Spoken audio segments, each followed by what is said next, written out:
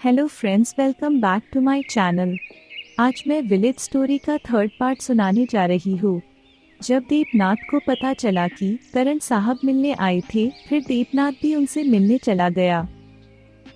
अगर आपने पहला और दूसरा पार्ट नहीं देखा तो डिस्क्रिप्शन बॉक्स में वीडियो का लिंक दे दूंगी, आप वहां से देख सकते हो।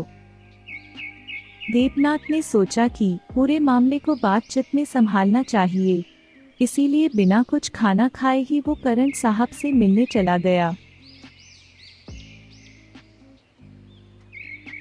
वहाँ पर कोई है? दूर से ठीक से नजर नहीं आ रहा। कोई है जो मेरे पास चलकर आ रहा है? बहुत देर तक चलने के बाद वो करण साहब के पास पहुंच ही गया।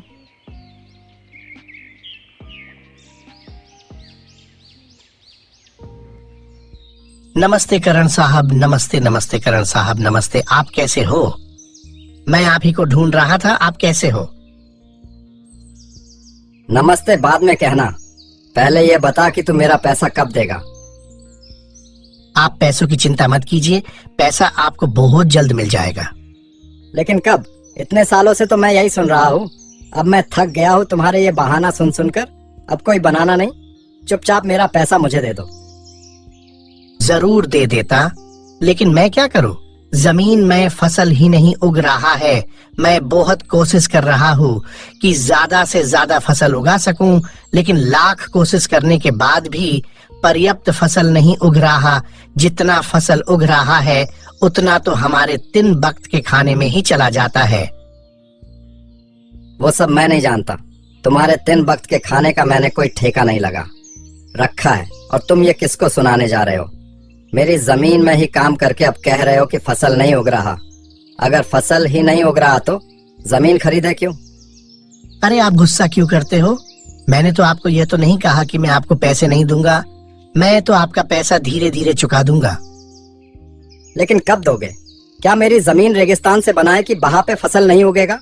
यह बहाना तुम किसी और को सुनाना, यह बहाना सुनाकर तुम मुझे नहीं भुला सकते। आपको याद तो होगा ना वो दिन? हम दोनों तो बचपन के अच्छे दोस्त थे, दोनों मिलकर एक साथ खेलते थे। फिर तो मुसीबत के वक्त तो एक दोस्त दूसरे दोस्त की मदद करनी चाहिए, एक दूसरे का दर्द समझना चाहिए। बचपन की बात अलग है और आज की बात अलग है। अभी हम बड़े हो गए हैं, इसीलिए हमारा बचपन अभी मैटर नहीं करता। मुझे पता है कि बचपन में हम दोनों दोस्त थे। उसके लिए तो मैंने तुमको जितना समय देना चाहा तुम्हें दिया, लेकिन उसके बाद भी तुम मेरा पैसा नहीं दे पाओगे तो मुझे सख्त कदम उठाना ही पड़ेगा। हाँ वो तो है, अभी आपके लिए तो आपका कारोबार ही आपकी मंजिल है। हाँ, जल्दी समझे। देखो, मैं तुम्हारा बचपन का दोस्त हूँ, इसी वजह से मैं तुम पर इतना ज्यादा रहम कर रहा हूँ। अगर तुम मेरे बचपन के दोस्त नहीं होते तो मैं अब तक तो तुम्हारा खून कर देता। अभी तो मैं जा रहा हूँ, मुझे पैसा जल्दी मिल जाना चाहिए। अगर नहीं मिला तो अंजाम जानते हो ना। मैं भूल जाऊंगा कि तुम कभी मेरे दोस्त थे। अब मैं क्या करूं? कहाँ जाऊं? कहाँ से लेके आऊं इतने सारे पैसे? कुछ समझ नहीं आ रहा। क्या देवनाथ वक्त पर पैसा जमा कर पाएगा? क्या होगा अगर देवनाथ पैसे का कोई इंतजाम ही ना कर पाए? इन सब का जवाब हमें नेक्स्ट वीडियो में देखने मिलेगा। तो फिर मिलूंगी नेक्स्ट वीडियो के साथ।